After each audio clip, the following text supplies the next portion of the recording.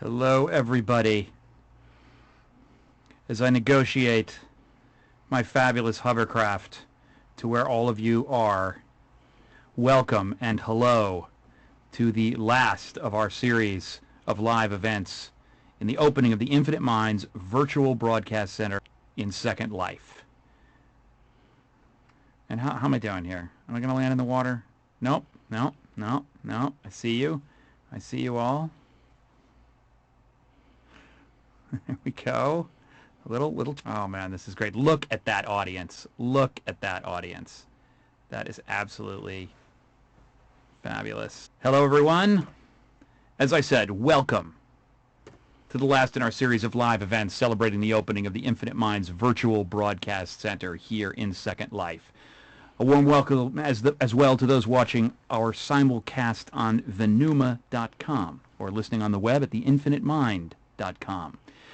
For those of you who might not be familiar with the Infinite Mind, and my name is John Hockenberry, by the way, the program covers the art and science of the human mind, the brain, and behavior.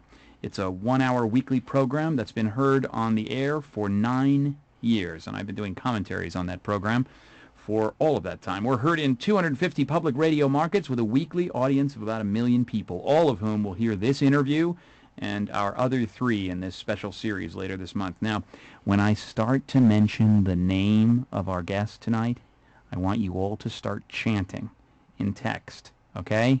And I want it to get louder and louder and louder because we want this to be really big. We are a sold-out house tonight, and we want to rock it. In this virtual space, from this point on, you can listen, learn, buy, play, and commune with other audience members and with our producers. Last week, we shared a historic performance by Suzanne Vega and a thought-provoking discussion with design guru John Maeda of the MIT Media Lab. Last night, we played host to futurist Howard Rheingold, and that was a fascinating discussion. And tonight's guest is the legendary writer, here's your cue, Kurt Vonnegut. Portions of these 4 interviews will air beginning August 23rd in a series about virtual worlds that we're calling Through the Looking Glass.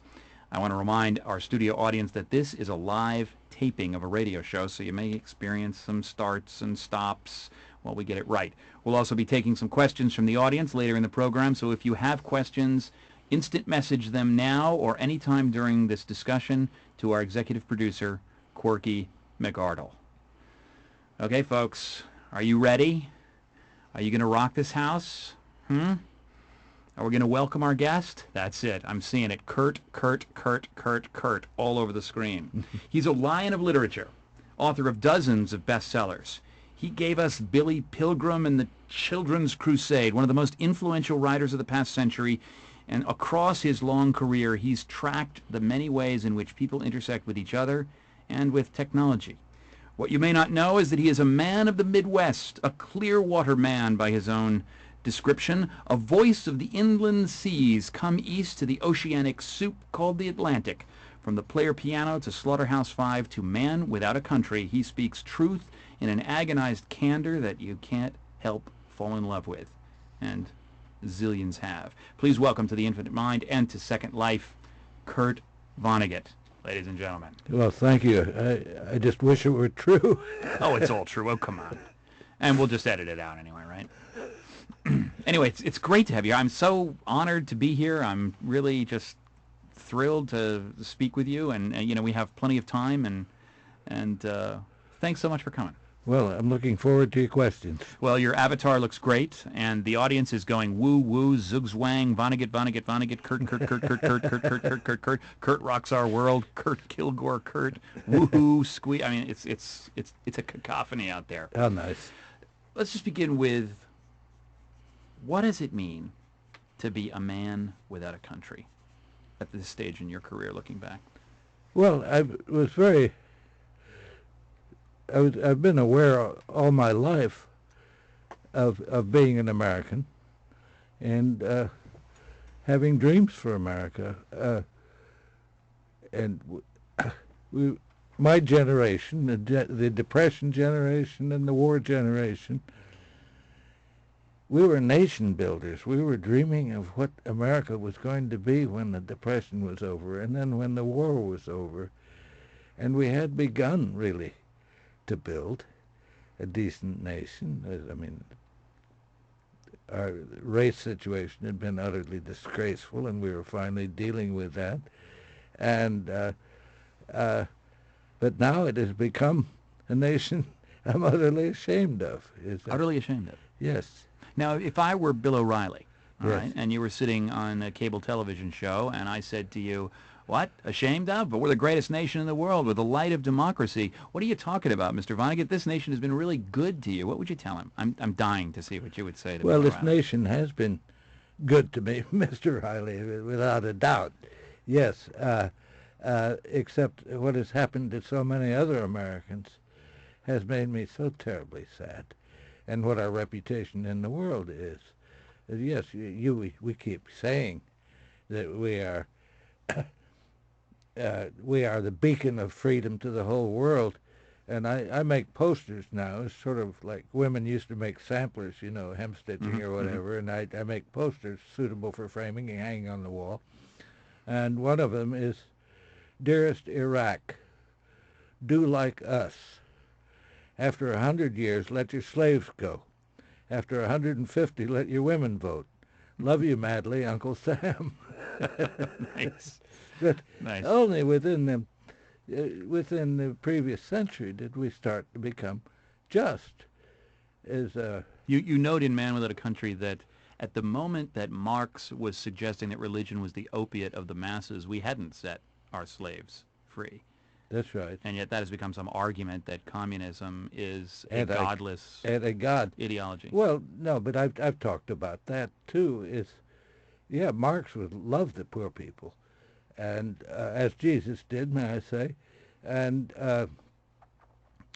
in Marx's day, opium was about the only painkiller available. And Right. and so he was saying, he might have said Aleve or aspirin if they had existed Aspirin of the then, people, yeah. because they helped a little. And he wasn't speaking ill of religion at all, and was quite touched that it was helpful. Interesting.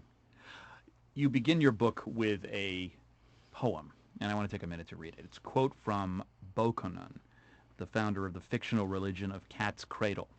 "Oh, a lion hunter in the jungle dark, and a sleeping drunkard up in Central Park, and a Chinese dentist and a British queen all fit together in the same machine. Nice, nice. Such very different people in the same device." What's that poem talking about there?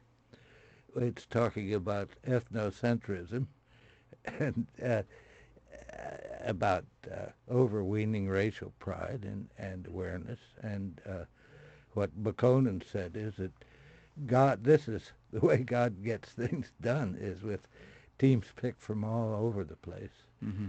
And but one thing Bakonin has said too is that everything I tell you is a lie. Which gets him right off the hook. Yes.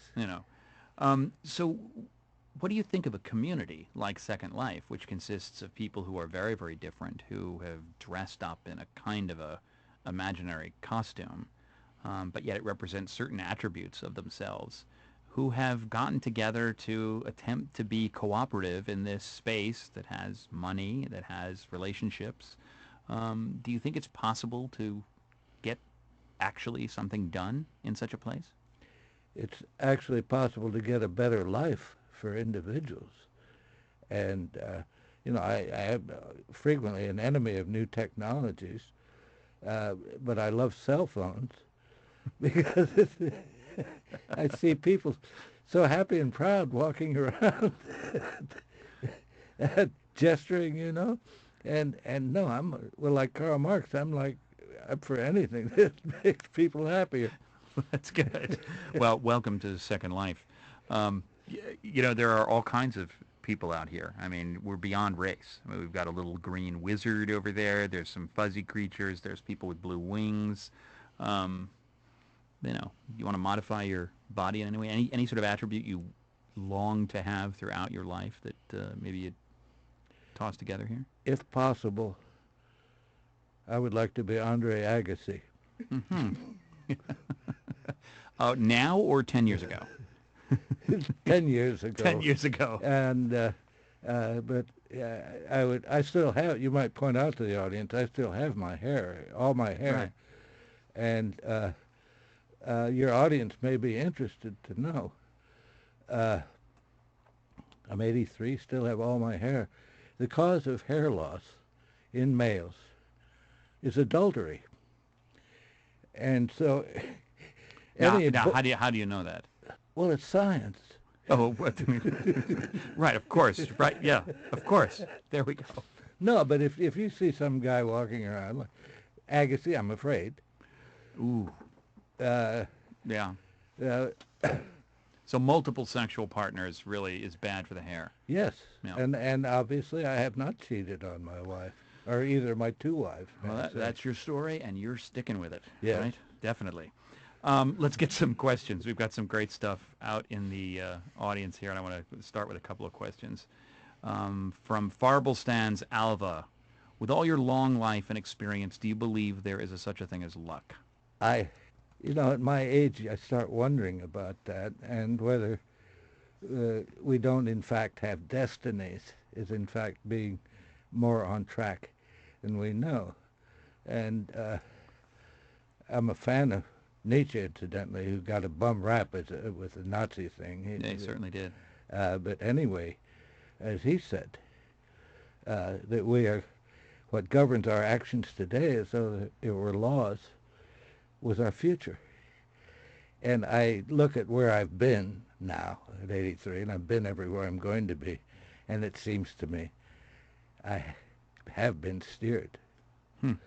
Although you describe with some resentment in Man Without a Country, having lived to the moment in time where the three most powerful people on the planet are named Bush, Dick, and Colin. Yes.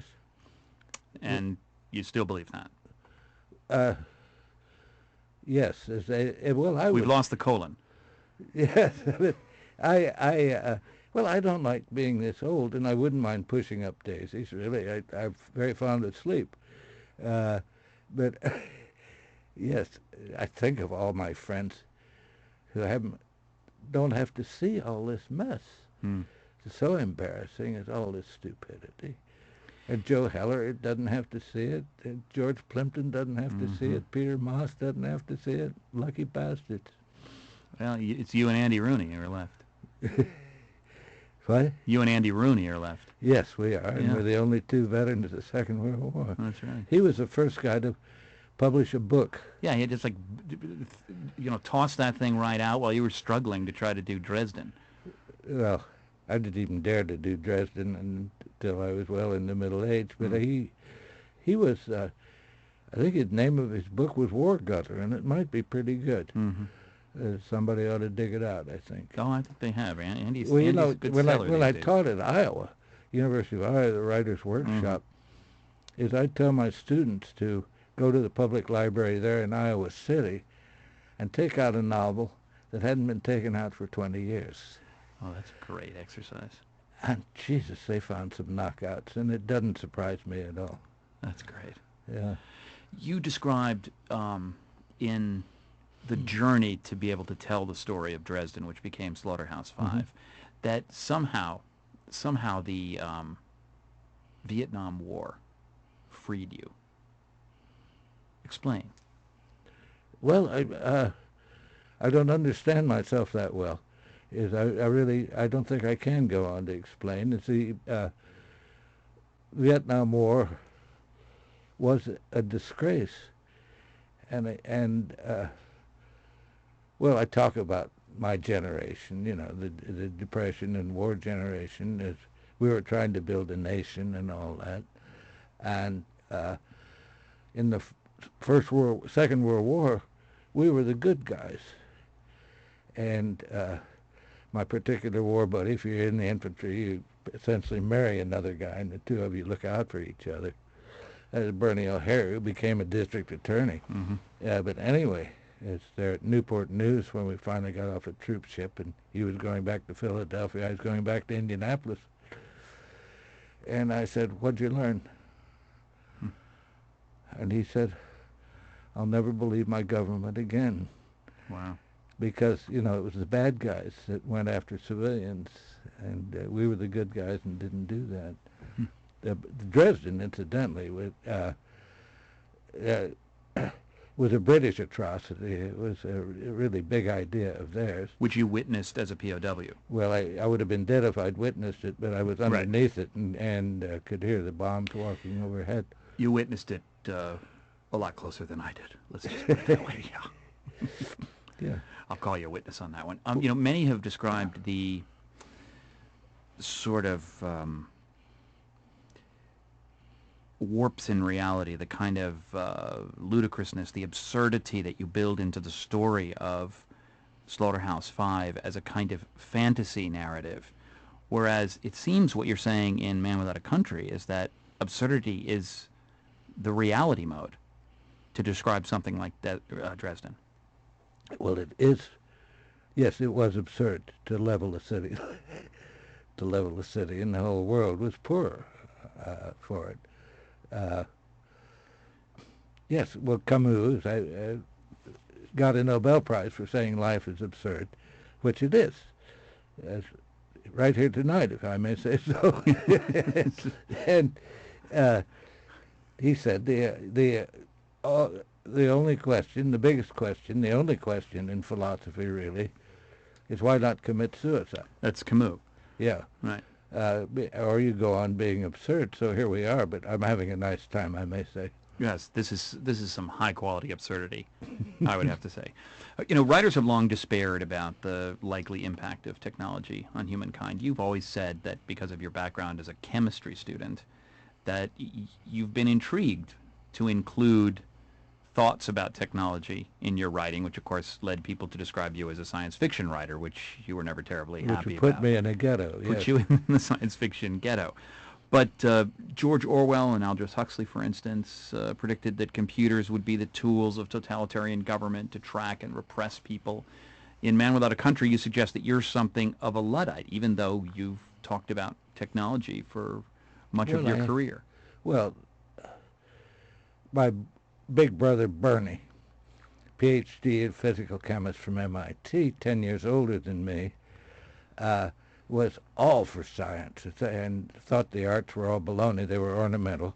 And the only reason I was a chemistry student, is that he told my father it'd be a waste of money to send me to college unless I studied chemistry, which was learning how to be sort of a cook. I might as well have gone to the Cornell Hotel School. Well, you could have made explosive, I suppose. But no, technology has ruined us. You think? Yeah, it's A Man Without a Country is a title I considered was the 51st state, and that would be the state of denial, and which we're all living in now because the game is all over.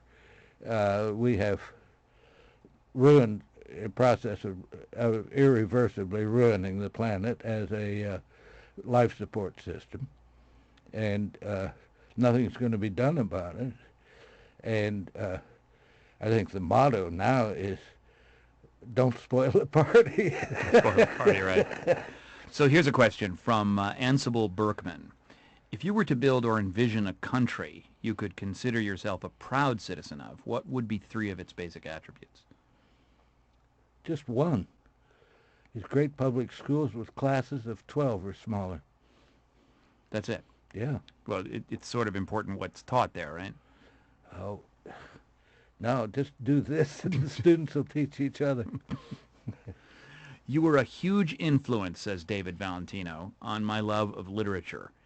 If you became unstuck in time, what era or time in your life would you most like to revisit? I wish I had been born in Vienna in, say, 1870. I would want to be old enough not to be cannon fodder in the right. First World War. But, Klimt and Scheele and Freud and Bohr and Rutherford and all the physicists. Oh, boy. And it was so entertaining to be alive then. But I think people hate life. They find it too difficult and painful. And you hear uh, the radical right, radical Christian right talking about the rapture and all that. That is the death of the planet because it is too tough. In my wonderful book, which everybody must rush out and buy, is A Man Without a Country, there's a poem. I think it's a great poem. Anyway, Please. all right. Well, the crucified planet Earth, should it find a voice and a sense of irony, might now well say of our abuse of it, "Forgive them, Father, they know not what they do." The irony would be that we know what we are doing. When the last living thing has died on account of us, how poetical it would be if Earth could say in a voice floating up perhaps from the floor of the Grand Canyon, "It is done." People did not like it here. But, it's talking about Vienna and how happy it was then, how happy Europe was then, that they would go into the First World War. Yeah. As I've called the Second World War, Europe's second attempt to commit suicide. Right. Right. Now, the First World War is, even today, to read about it it's just astounding what happened and the precipice that civilization fell off of. Here's an interesting question. You remember that hoax at the MIT commencement? Yes. That speech about wear sunscreen? Yes. That was attributed to you. Junie Ginsburg has this question for you. How has your perspective on the internet and online communications in general changed since the 1997 Wear Sunscreen MIT commencement speech hoax? And could you talk just a little bit about your thoughts on the hoax in retrospect? What do you think about it? Well, the hoaxes are harmless. and no, it was charming. I got a lot of publicity about it, but well, I hate to tell you, particularly this audience, I am really quite a Luddite personally. As you know, I'm happy about cell phones, but I don't have one myself. I don't even have an answering machine on my telephone, and all I use a computer for is as a word processor, and I love the mail. Yeah, well, I mailed 4 letters today, and my hands are involved with sealing it and putting a stamp on it and walking to the mailbox and all that.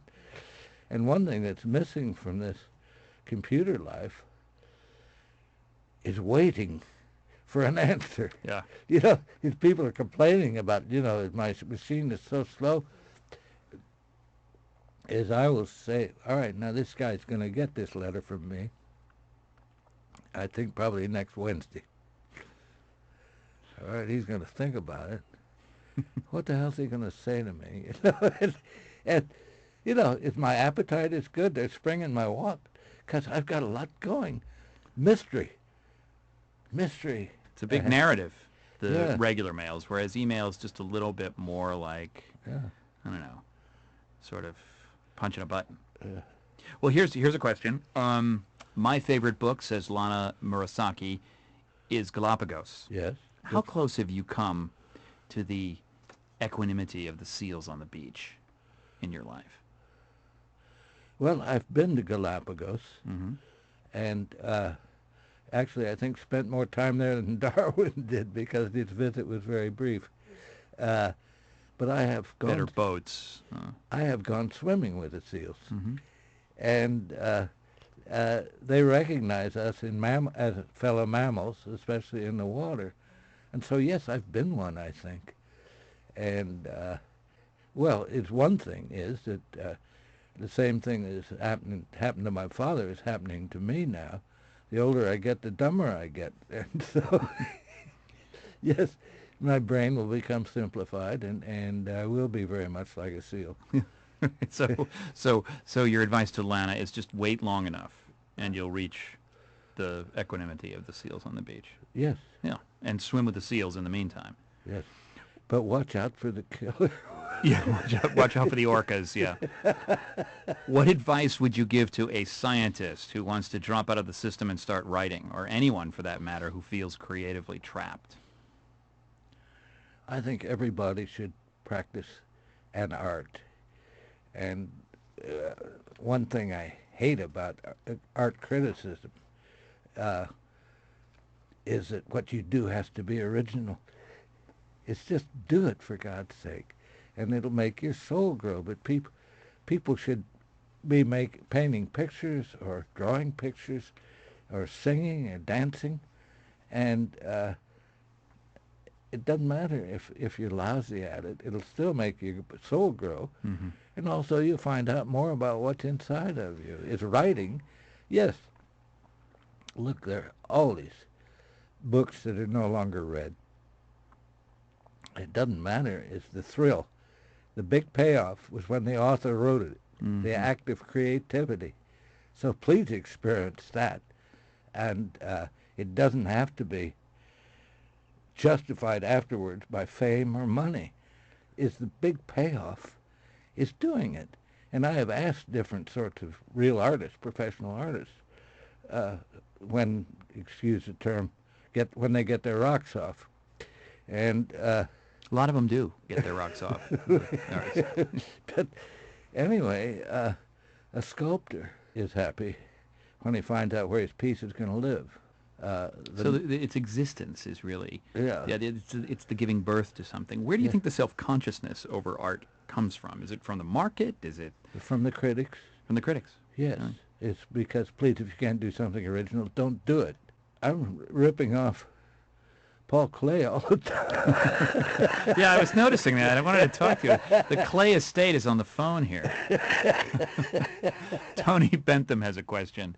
If you could, how would you describe a creation like Second Life, this whole virtual world, in Baconist terms? I can't see anything wrong with it.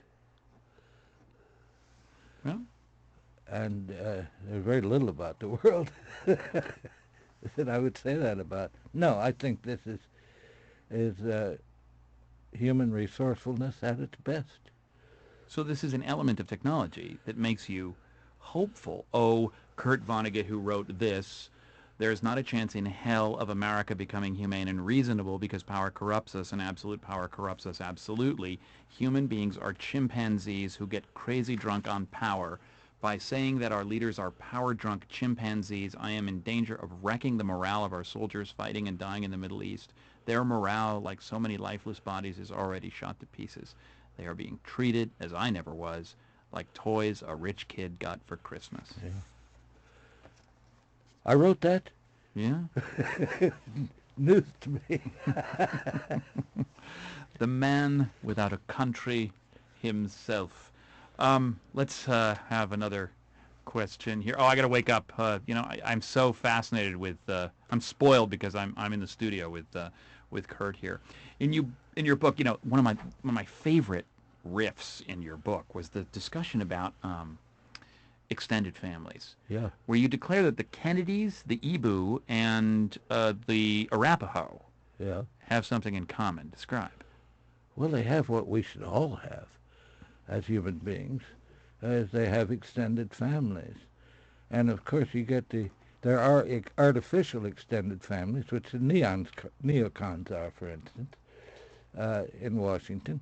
But we need extended families as much as we need essential vitamins and minerals, and most of us don't have them anymore. And my nostalgia for an extended family, I had one in Indianapolis when I grew up. I had uncles and aunts and cousins all over the place. And we've all since been dispersed by economics and by ambition or whatever. And I miss that. I long for it. But here, I think, do these people feel like they belong to a family? Well, let's ask. You guys feel like you belong to a family? Family here, guys? Huh? Good question. I'll give you the answers when it comes back. You describe a great story in the book about how you were in, I believe, Nigeria, and some guy had just had a baby, and he was taking that baby off to meet all 600 members of his extended family. Yeah. That's such a great story. Well, of course, this is a tribe. Right. And yes, war was going on, incidentally, and still this was important for him to take this baby, and it will be well received. And I said, wouldn't you love to be that baby? Yes, we all would, and we all deserve to as human beings, because we are herd animals, really, and it's a shame that the Industrial Revolution has broken up what we need so much. So our lack of extended family and our inability to create meaningful communities is really a loss in a sense of tribalism, right? Yes, well, I mean, it's a loss, and uh, what we need, what we have to have, we have to have a whole lot of relatives, the way we need to have a whole lot of vitamin C, D, and iron, and calcium, and all that, and we can't have it anymore. Lots of people are saying, love my people. Yes, I have a family here. A couple of people saying, no comment. A lot of people view family with a certain amount of mistrust. I gather that you think the traditional family, as it's described by the religious right, the sort of mom, dad, and a couple of kids, is really not much of a social unit at all. Well, particularly if it's a couple of gay kids. Yeah. Well, we'll have to see how that plays out in the primaries today down south. No, but no, it isn't much of a survival unit, and but the Igbos were very interesting. Incidentally, they were the most educated Africans, most educated people in Africa, with more PhDs than any other group in all of Africa, and the whole tribe, or extended family, would hold a meeting to decide who was going to go to college, and then they'd all chip in, and get the kid the right clothes, get transportation, chip in for all that, and off to Harvard or Caltech or Oxford, Cambridge, or Sorbonne. And so these Igbos had tons of PhDs. And also, that can be a mistake if you don't have a country all your own, to be the smartest people there. Yeah, right. Yeah, they're the first ones to go, right? Yeah. Arrest the smartest ones first, won't you? What is the best news about the future of the world that you've heard in the last years? Asks Ginsu Linden. I think we've got at least another year. You heard it tonight, folks. Patch Lamington asks, you escaped the San Francisco ghetto, but you never quite left it, partly due to Kilgore Trout and his fantastic short stories. Can you tell us about where Trout came from and how he managed to stay so long? Well, there was an excellent writer and a good friend of mine, a science fiction writer, named Ted Sturgeon. And I thought it was funny to be named after a fish. And, and sturgeon was, of course, most appreciated and still much respected. But there are a hell of a lot of well, look, I talk about this ghetto, which was created by critics, not. But, well, a good friend of mine, one of my first editors and a friend from Cornell, Knox Berger, was fiction editor at Collier's for a long time. And he said to me that, you're talking about science fiction stories. He said, what's great about the science fiction story, any science fiction story, is the basic idea. You don't have to have all these scenes and this dialogue and everything. And then he gave me an example, which is a story by Ray Bradbury. And this guy he thinks he's the last person on Earth. and sort of a neutron bomb has gone off so that all the technology is still intact, but he thinks he's the only person who survived it. So Right, what is the name of that story? I forget that story. Well, he's walking down. Yeah, I get I'm sure the gang here knows it. It's Well, anyway, he's walking down the street and he hears a phone ringing. He runs for it. It stops ringing just as he gets there. A couple of years later, hears the phone ringing again, and he gets it, and it's a woman. And she thought she was the only person left alive. And so they agree, yes, we've got to get together. And so they do. And she's got a very tedious, stultifying personality and sort of bad teeth. Well, hey, you know, I mean, you know, she's your Eve, right? But anyway, so they agree, meet again, but he stands her up. And then he's walking down the street a couple of years later, and the phone rings, and he says, That's good. Yeah, well, the situation creates the story in science fiction, and it certainly does help. Well, we are just about at the end here. This has been absolutely fascinating. Well, Thank if this you isn't nice, so I don't know much. what is. Well, thank you very much. We've got a lot more questions, but I really don't have time to do. Let me see if I can grab one more here.